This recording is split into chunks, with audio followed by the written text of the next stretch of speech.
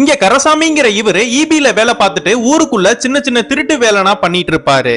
அந்த ஊர்ல இருக்கிற எம்எல்ஏ வீட்டுல திருடலான்னு போறாங்க. பணம் நகையெல்லாம் எடுத்து வச்சிட்டு இருக்கும் போது ஏதோ ஒரு சவுண்ட் கேக்குதேன்னு வீட்டுல இருக்கிறவங்களும் திருடேன்னு கத்த ஆரம்பிச்சிடுறாங்க. இவங்க ரெண்டு பேருமே தப்பிச்சு போறதுக்காக டோரனா லாக் பண்ணி பின்பக்கமா ஓடிரலான்னு நம்ம கரசாமியும் கூட இருக்கிற ஒருத்தவனை மேல ஏத்தி விடுறாரு. ஆனா மேல இருக்கிற அவன் கீழே இருக்கிற நம்ம கரசாமியை தூக்கி விடுவானேன்னு பார்த்தா அவன் பாட்டுக்கு ஓடிடுறான். நம்ம ஹீரோவும் தப்பிச்சு போக வேற வழி இல்லாம அந்த ஊர் மக்கள் கிட்ட மாட்டிக்கிறாரு. அந்த ஊர் மக்கள் போலீஸ்ல கம்ப்ளைண்ட் கொடுத்து ஸ்டேஷன்ல நம்ம ஹீரோவை தொங்க விட்டு அடிக்கிறாங்க. நம்ம ஹீரோவோட மனைவியும் அவர் ஈபி வேலை தான் பாக்குறாரு, இது மாதிரி திருட்டு வேலைனா பார்க்க மாட்டாருன்னு பயங்கரமா அழுகுறா. நம்ம ஹீரோவும் இந்த பொண்ணு கிட்ட நடந்த எல்லா விஷயத்தையுமே சொல்லிடுறாரு.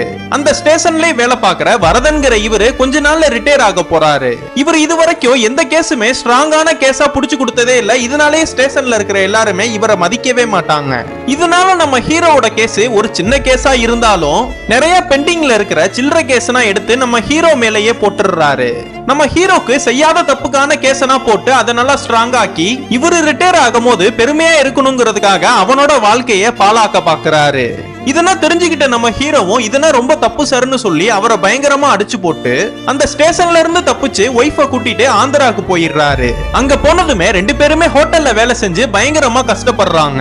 அவங்க இருக்கிற வீடு கூட ரொம்ப சின்னதா ஓட்ட வீடா தான் இருக்கு. இதனால ஓனர் கிட்ட போய் கொஞ்சம் சம்பளம் ஏத்தி கொடுங்கன்னு கேட்டா, நீங்க ரெண்டு பேருமே வேலைக்கு சேர்ந்து 6 மாசம் தானே ஆகுது, 1 வருஷம் போகட்டும், நானா பார்த்து தரேன்னு சொல்றாரு.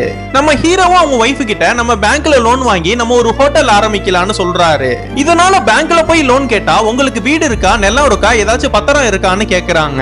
உங்களுக்குன்னு எதுவுமே இல்லாம எங்களால லோன் தர முடியாதுன்னு சொல்லிடுறாங்க. அதுக்கப்புறம் தான் நம்ம ஹீரோக்கு ஒரு யோசனை வருது. நம்ம ஹீரோவோட சொந்த ஊர்ல நம்ம ஹீரோக்கு ஒரு 6 ஏக்கர் நிலம் இருக்கும். அந்த நிலத்தை பத்தின டாக்குமெண்ட்ஸ்னா கொண்டு வாங்க, நாங்க உங்களுக்கு கண்டிப்பா லோன் தந்துடுறோம்னு அந்த பேங்க் ஆபீசரும் சொல்றாரு. ஆனா இவர் 16 வயசு இருக்கும் போது அவங்க அப்பா கிட்ட நான் பிசினஸ் ஆரம்பிக்க போறேன்னு பணம் கேட்டதுக்கு அவரு தரமாட்டேன்னு சொல்லி இருப்பாரு.